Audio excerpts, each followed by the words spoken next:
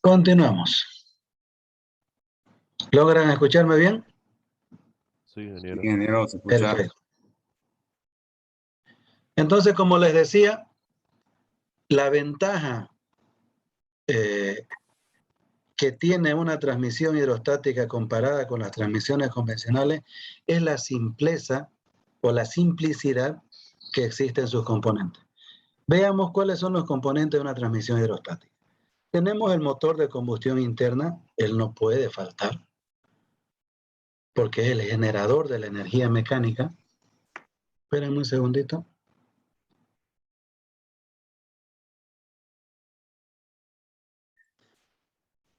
Es el generador de la energía mecánica y él va inmediatamente conectado a una bomba hidráulica. Y entre la bomba hidráulica y el motor hidráulico que va conectado a las ruedas motrices, solamente, sus micrófonos por favor, solamente hay mangueras. Entonces hay menos pérdida de energía, porque no hay elementos en contacto directo, en rozamiento, pérdida de energía por transferencia de calor, por la longitud de transmisión de movimiento, porque el motor está allá arriba, junto a la cabina del operador, y las ruedas están aquí abajo. Sería muy complejo todo ese mecanismo. Entonces, simplemente es manguererío hasta los motores hidráulicos. Entonces, los elementos de una transmisión hidrostática: motor de combustión interna, bomba hidráulica, motor hidráulico, necesariamente tiene que haber un reductor y las ruedas motrices. ¿Y por qué se utiliza transmisiones hidrostáticas en lugar de transmisiones hidrodinámicas? Por esta sencilla explicación.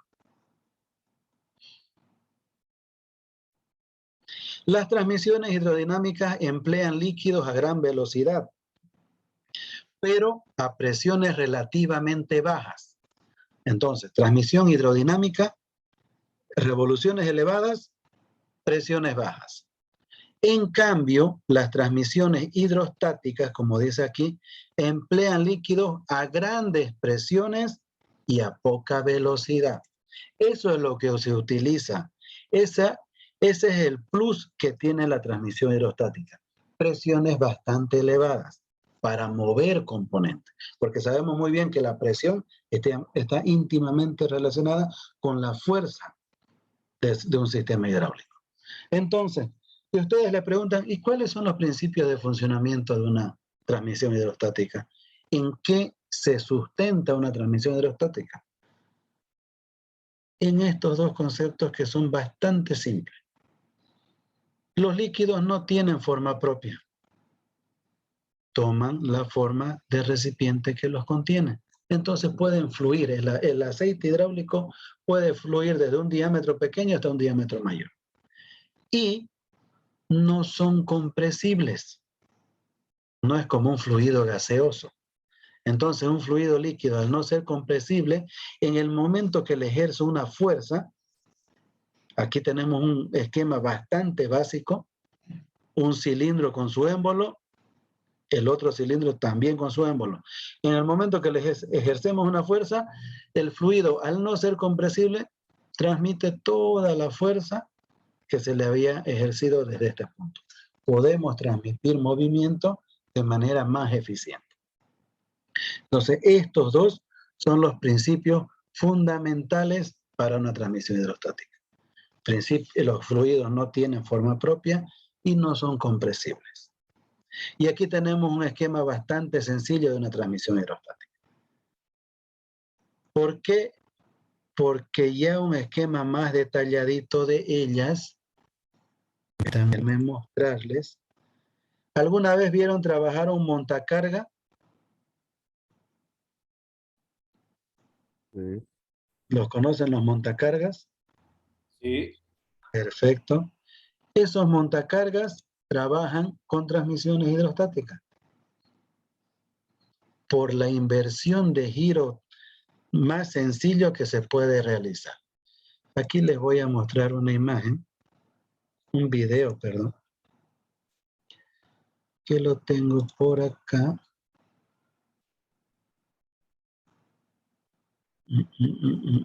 Cosechadoras, aquí está.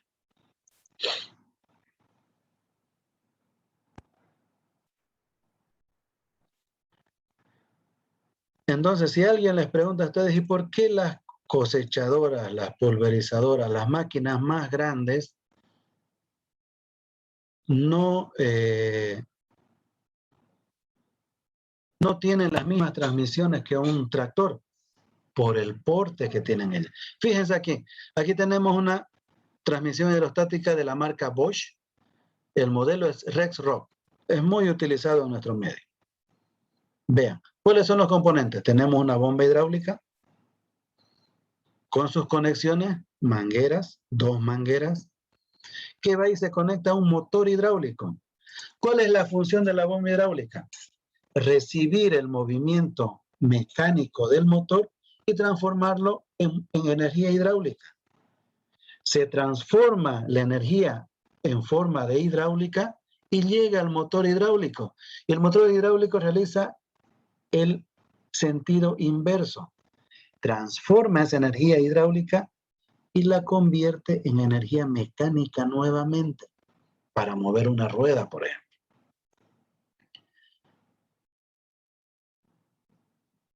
Y este motorcito hidráulico puede girar horario y antihorario de acuerdo a la orden que nosotros le demos. Por esto, en el interior hay una placa que hace que se pueda invertir. Ahí fíjense, en este momento está en neutro. No está transmitiendo. De ahí viene el término hidrostático, fluido quieto. Mientras no le demos la orden, ese fluido no se va a mover. No es como un fluido hidrodinámico. Desde el momento que encendemos el motor, ese fluido ya está girando. En cambio, aquí no.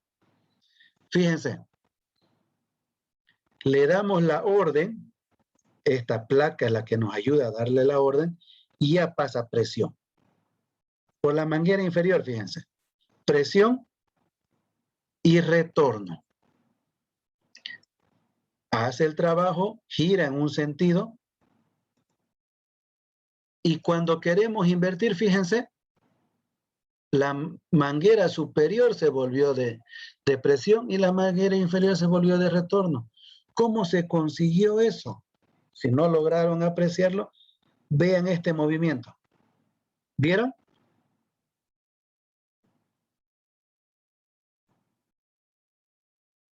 Si logran verlo, me avisan.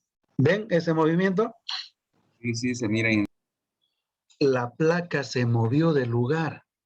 ¿Y quién le da movimiento a esa placa? El operador desde la cabina.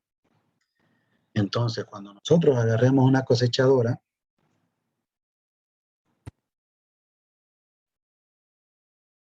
les voy a mostrar aquí si se puede ver. Quiero ver la cabina de la cosechadora.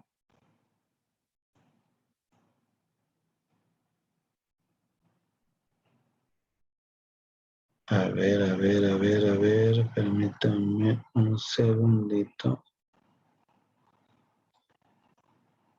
Si logro ver el interior de la cabina.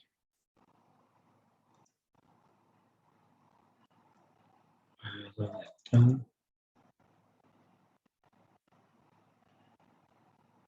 No.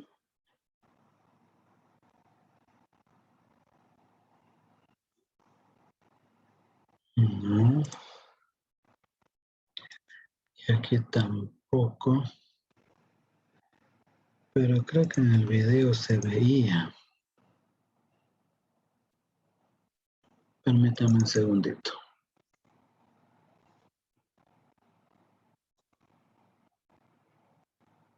A ver si en esta se logra ver. Tampoco. Y aquí.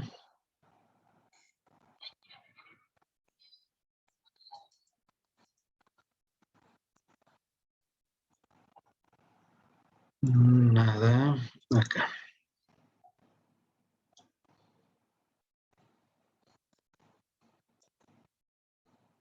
No, esta es cosechadora de forraje. Esta.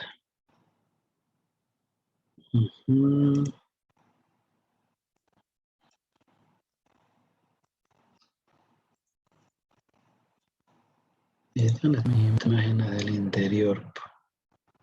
A ver, esta.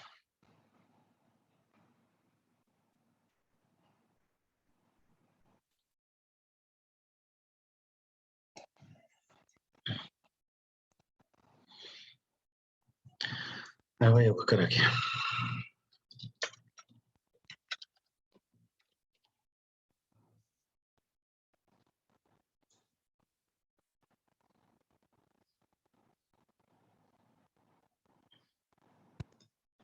Voy a tener que recurrir a estas imágenes.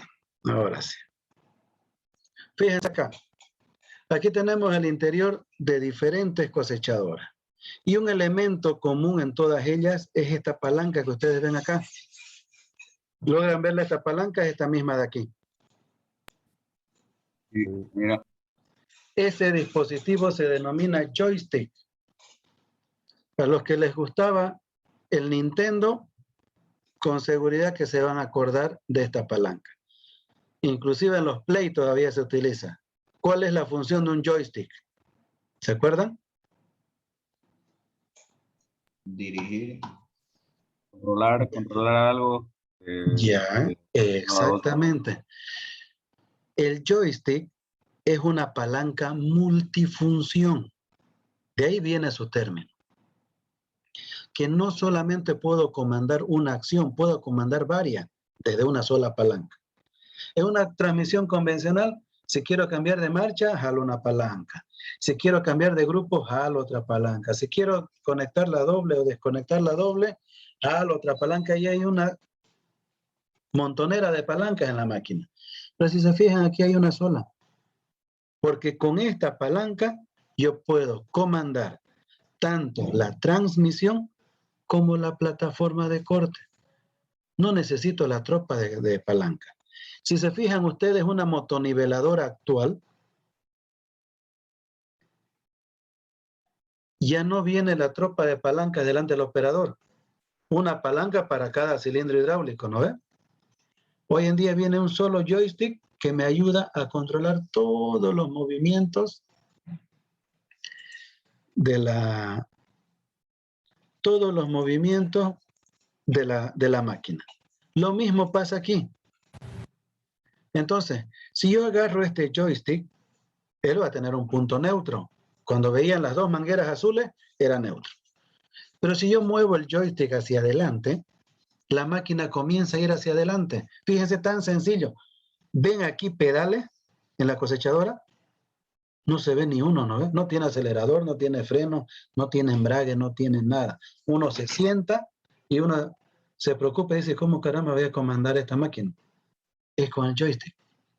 Agarro el joystick, la máquina encendida, comienzo a empujar esa palanquita de manera gradual, como si fuera un avión, hasta llegar al tope de su carrera hacia adelante y la máquina comienza a acelerar. Quiero que se frene la máquina, agarro el joystick y le pongo en neutro. Y se detuvo la máquina. Quiero que vaya hacia atrás, agarro el joystick y lo coloco para atrás. En ese momento, ¿qué estoy haciendo cuando muevo la palanca de adelante hacia atrás? Estoy comandando, permítame un segundo, estoy comandando esto.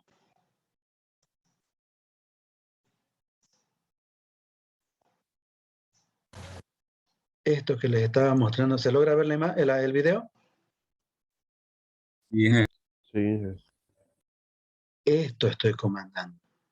Esta placa que está acá. Porque el joystick que está en la cabina junto conmigo va a tener un cable, un chicotillo si quieren llamarlo. Ese chicotillo va a ir y se va a conectar a una palanca que está conectada, una palanquita pequeña que está comandando este plato. El plato se va hacia atrás y la máquina se mueve en un sentido. el plato se va hacia adelante y la máquina se mueve. ¿Por qué? Era una Porque pregunta. este sistema es de caudal variable, de desplazamiento variable. De ahí viene el término. Pregúntame. ¿Cómo actuaría para cambiar el giro, digamos, él actuaría electrónicamente o igual hidráulicamente? Hidráulicamente. Usted está moviendo esta placa. ¿Cómo les explico? Esta es una bomba de desplazamiento con pistones, pero son varios pistones.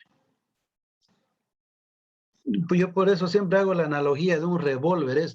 ¿Alguna vez han visto esas películas del oeste donde utilizan revólveres, no ve? Y las balas están conectadas en varios orificios. Imaginen esa bala un pistoncito y el orificio un cilindro. Y aquí hay varios cilindros. Es un tambor. ¿Por qué se llama de desplazamiento variable? Porque el caudal cambia.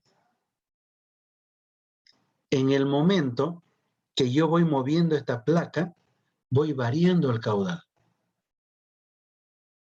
La posición de la placa no solamente me determina el sentido de giro, sino también la velocidad de desplazamiento. Por eso le decía, yo estoy agarrando el joystick, simplemente lo estoy empujando hacia adelante y ya la máquina partió de cero y va yendo a otra velocidad.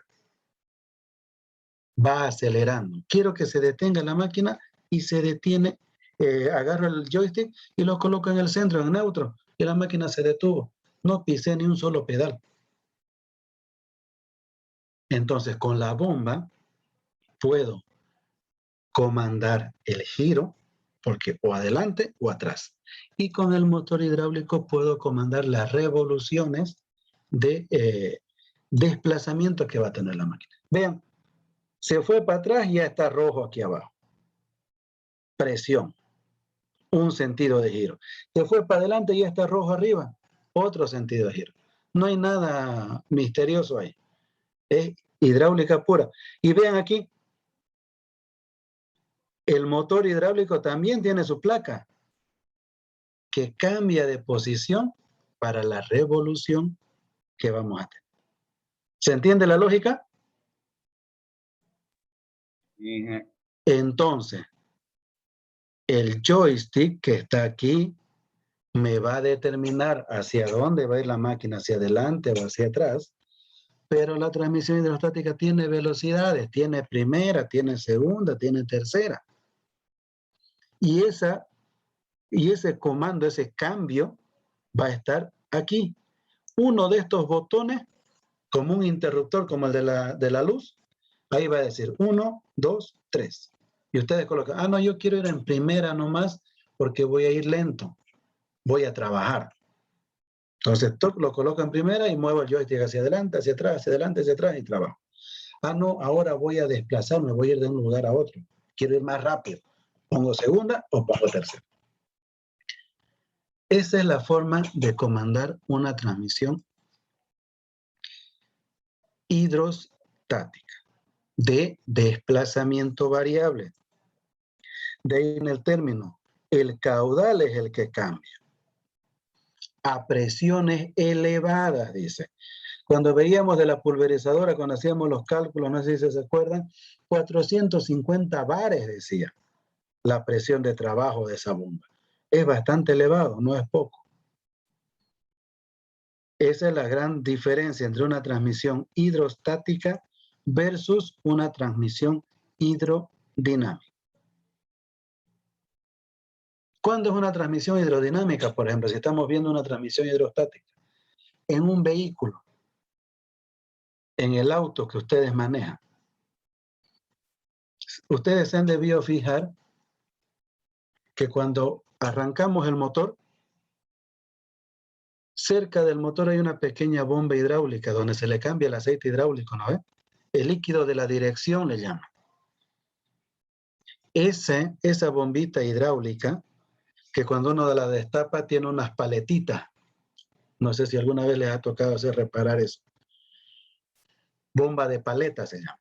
Entonces, esa bombita, desde el momento que el motor gira, está funcionando. Ella funciona porque su conexión es por polea y por correa. Esa es una transmisión hidrodinámica. Ella va a mandar presión y caudal todo el tiempo. En cambio, el volante que ustedes sostienen tiene una columna, ¿no ve? Que va hacia abajo, sale de la cabina y se va y se conecta con la cremallera. Ahí tenemos una bomba hidrostática. En el momento que yo gire el volante, recién va a poder mandar presión y caudal. Mientras el volante esté estático y esté yendo en línea recta, él no va a hacer ningún accionamiento. Pero la bomba de allá afuera, sí, ella está trabajando todo el tiempo. Esa es la diferencia entre hidrodinámica e hidrostática. ¿Ok? Los conceptos es muy importante que los manejen muy bien ustedes. Si no, va a ser muy difícil que entendamos todo lo que estamos conversando. Pero bueno, quise explicarles esta parte especialmente para los que no conocen mucho de la cosechadora, pero ya tenemos que entrar al cálculo, si no vamos a estar hasta las 8 de la noche. Entonces, como les decía, transmisiones hidrostáticas más fáciles, más fiables, más sencillas que transmisiones convencionales para máquinas de gran porte, donde el motor está allá arriba y la rueda motriz está aquí abajo, que sería muy complejo tener todo un mecanismo de transmisión.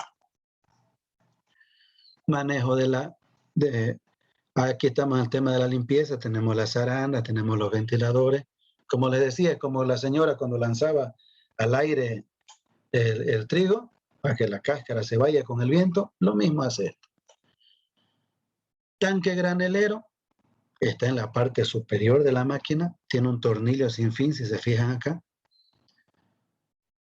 que el grano ya completamente separado y limpio vaya de la parte más baja de la cosechadora a este tanquecito.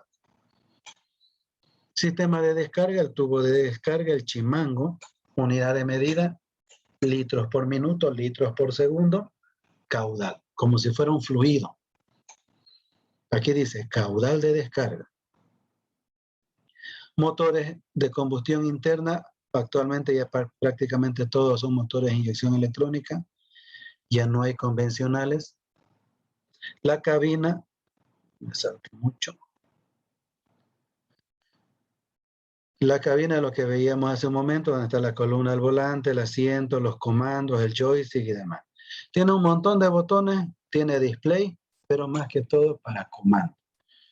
El operador solamente agarra el volante para direccionar la máquina. Tiene un montón de focos en la cabina porque tiene que trabajar de noche.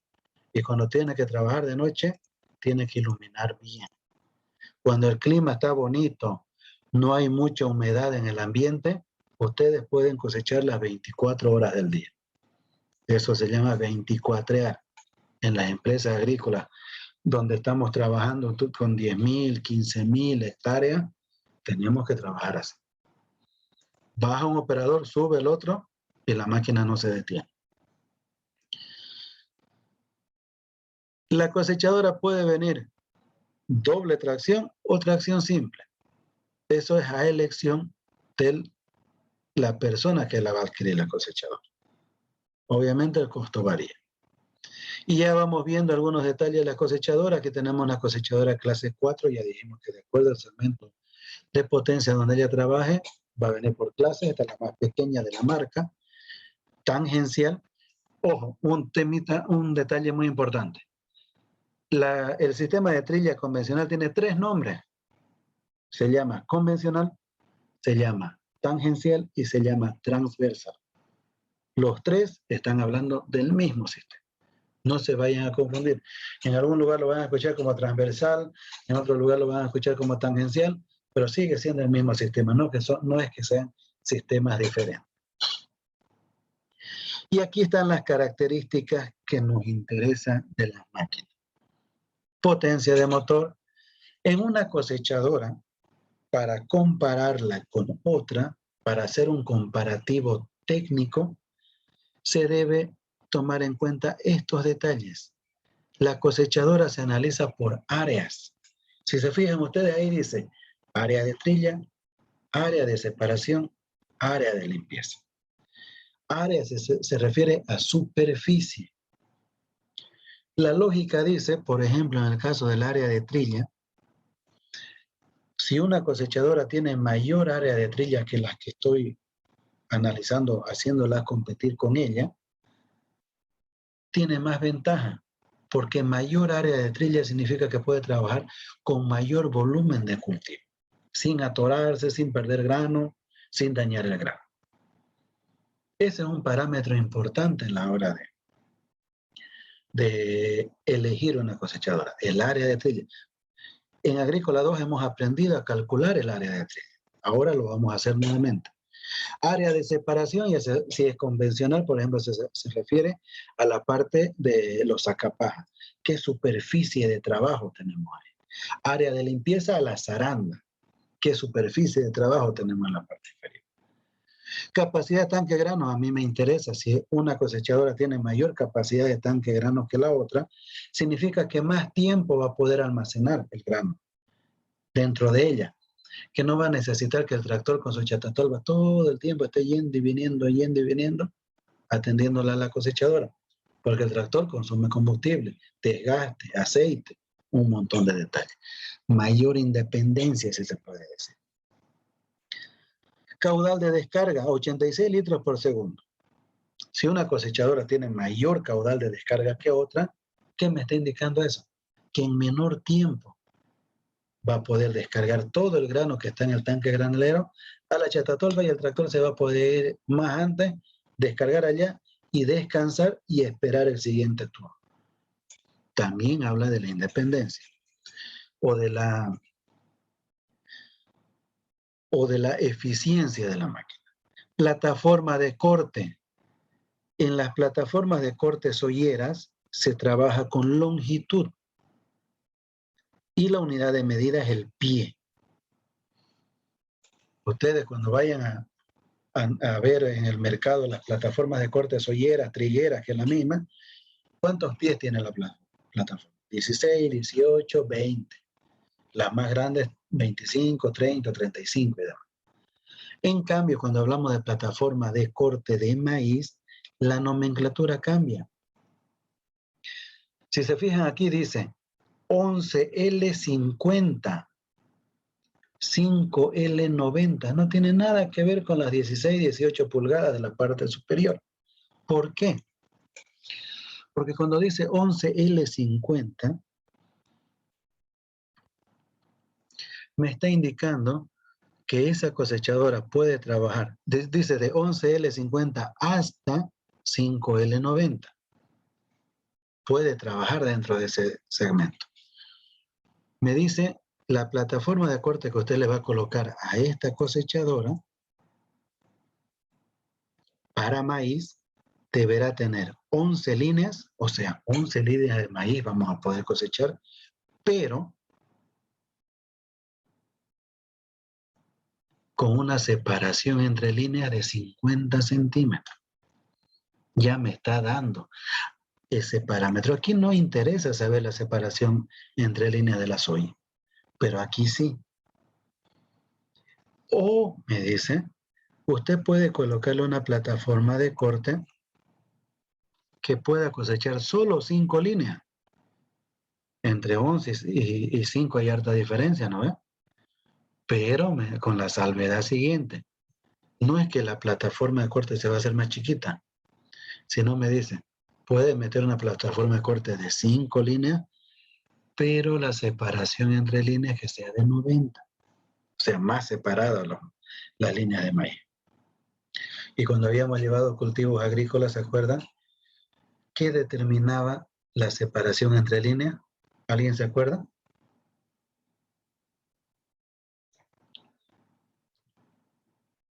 ¿Qué determina que el agricultor siembre a 50 o a 90 su maíz?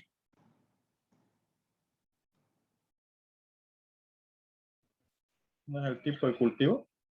No, porque hay soya de 52,5, soya de 45, soya de 40, hasta soya de 35 hay.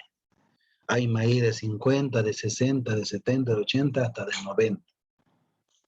Trigo de 19, de 21, de 23. Centímetros, todo en centímetros.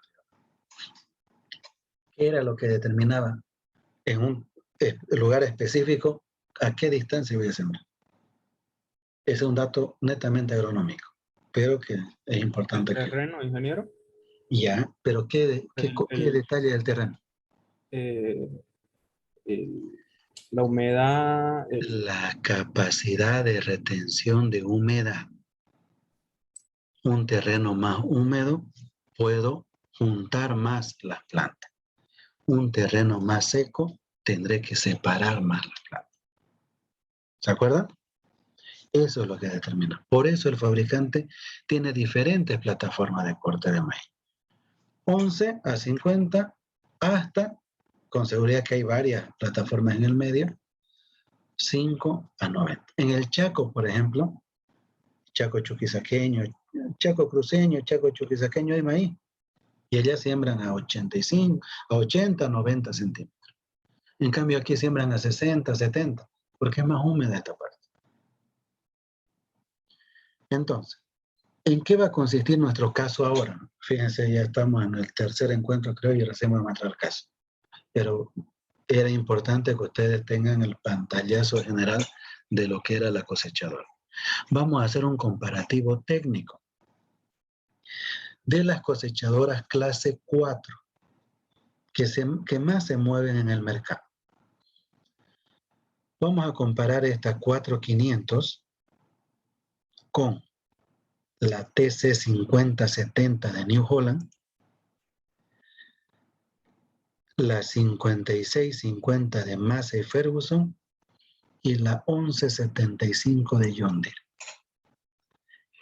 ¿De dónde va a partir nuestro análisis? Vamos a determinar productividad. ¿Y cómo determinábamos productividad? ¿Cuál era la ecuación que utilizábamos cuando estábamos con los implementos? ¿Se acuerdan? Mientras hago más grande mi hojita de cálculo. ¿Cuál era nuestra ecuación de productividad?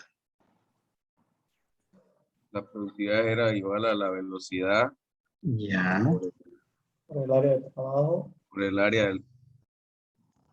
No es el área de trabajo. el ancho de trabajo.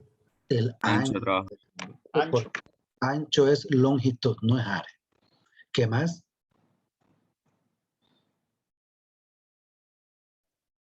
Dividido entre el factor de conversión. ¿Perdón? Dividido entre un factor de conversión y todo eso Ya. multiplicado por... ¿Qué? Por el factor de rendimiento. Por el factor de rendimiento, exactamente. Entonces, fíjense acá. ¿Cómo vamos a comenzar nuestro análisis? Estamos ingresando al caso número 5. Que vamos a realizar un cuadro comparativo de algunos elementos, porque no vamos a volcar el catálogo y ver cuántas arandas tiene, cuánto sacapajas, que eso no es algo determinante, sino vamos a comenzar por la productividad. Cálculo de productividad.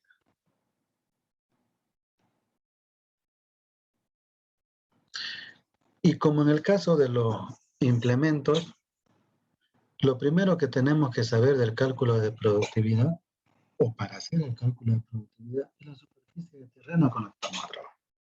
Yo voy a trabajar con Valtra y ustedes van a trabajar con las otras 3 marcas que les he comentado hace un momento y van a elaborar un cuadro comparativo para ver cómo se comportan cada uno de los parámetros que analicemos ahora, ¿ya? Entonces, ¿con qué superficie vamos a trabajar? Vamos a trabajar con 750 hectáreas. ¿Qué dato más necesitamos? El tiempo de trabajo por día. Vamos a ponerle 15 horas. Esta es bastante variable. Como les dije hace un momento, si el clima está muy bueno, no está muy húmedo, podemos cosechar las 24 horas del día. Pero determina la humedad relativa del ambiente, el momento de la cosecha, el horario de la cosecha. Lo mismo pasa con la pulverización, ¿se acuerdan? Había una ventana de tiempo de acuerdo temperatura ambiente, humedad relativa y la velocidad del viento inclusive. Entonces, pero vamos a trabajar con un dato específico, 15 horas por día. ¿Qué otro dato más necesitamos? La ventana de tiempo. Vamos a decir que tenemos 25 días para cosechar. Esto va a estar en función ¿a qué? Al calendario agrícola. Factor de rendimiento. ¿De dónde vamos a obtener este factor de rendimiento? Del mismo lugar que obtuvimos el factor de rendimiento de los implementos. Vean acá. ¿Se acuerdan de este cuadrito? De aquí habíamos sacado los implementos de labranza, entre 70 y 90%. También hay para siembra, pero también hay para cosecha. ¿Y qué me dice acá? Cosecha, cosechadora combinada automotriz de cereales y maíz, que recomienda entre 3 a 5.5 kilómetros por hora de desplazamiento. Con una eficiencia de campo, que le llamamos nosotros factor de rendimiento, entre el 0,65 al 0,8, es decir, del 65 al 80%. Nosotros vamos a trabajar con un dato intermedio, vamos a trabajar con 0,7. Pueden trabajar con 0,75, con 0,80, pueden trabajar con 0,65. Solamente estamos tomando como dato intermedio. ¿Con qué velocidad de desplazamiento de la cosechadora? Hoy aquí en este cuadro a mí me recomienda entre 3 a 5,5. Hoy en día con la tecnología que tienen las cosechadoras en temas de transmisión, pérdida de grano, daño en grano, se puede trabajar a 6 hasta 7 kilómetros. Nosotros vamos a trabajar con 5. Y con estos datos vamos a comenzar nuestro análisis. Hace un momento ustedes me estaban detallando la ecuación de productividad. La productividad es igual a ¿qué? A la velocidad de desplazamiento, en este caso de la cosechadora, multiplicado por el ancho de trabajo del implemento. ¿Cuál es el implemento de la cosechadora? Su plataforma de corte, porque esa es su herramienta de corte. Dividido entre el factor de conversión, que era 10, y multiplicado por el factor de rendimiento. Salgamos, démonos 10 minutitos para descanso y continuamos, ¿ya?